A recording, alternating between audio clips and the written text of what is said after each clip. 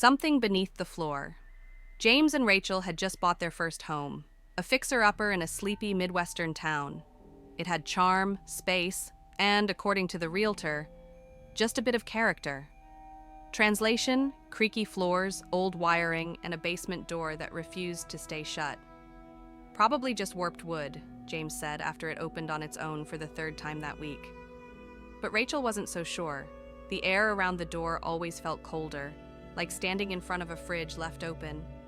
Late one night, as wind rattled the old windows and James snored beside her, Rachel woke to a faint creaking. Not from above, from below.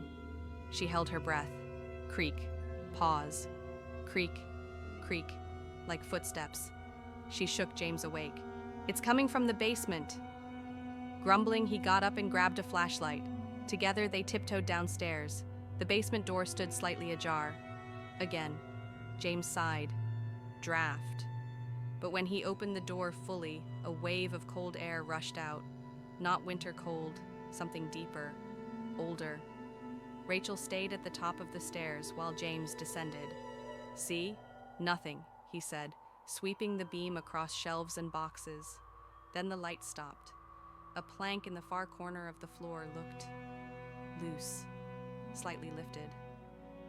"That wasn't like that before," James muttered. He stepped closer. The wood creaked beneath his shoe. "James?" Rachel called down, her voice barely above a whisper. He didn't answer. Instead, he crouched and pulled at the plank. It groaned, resisting. Then, with a pop, it gave way. Beneath it was darkness, not a crawl space, deeper, wider, a hollow space that didn't appear on any floor plan. From it came the smell of earth and something else, rust and rot. "There's a room under the house," James said, backing away. Rachel joined him, peering down. She saw brick walls, a dirt floor, and in the center, a chair, chains bolted to the wall. "What is this?" she whispered. That night, they couldn't sleep. Rachel scoured property records. No mention of a sub-basement, but then she found it, an old newspaper article. 1976, local man arrested after woman escapes basement captivity. The address was the same.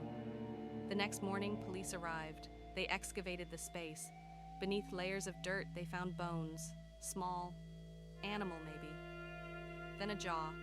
Human. James and Rachel moved out that week. They didn't even argue over the decision. The house went back on the market 3 months later. The listing called it a charming vintage home with rustic details. No mention of the room beneath the floor. And the basement door still refuses to stay shut. Would you still move in if the price was right? Tell me in the comments. And don't forget to follow for more stories that hit a little too close to home. Wax Candle Eyes.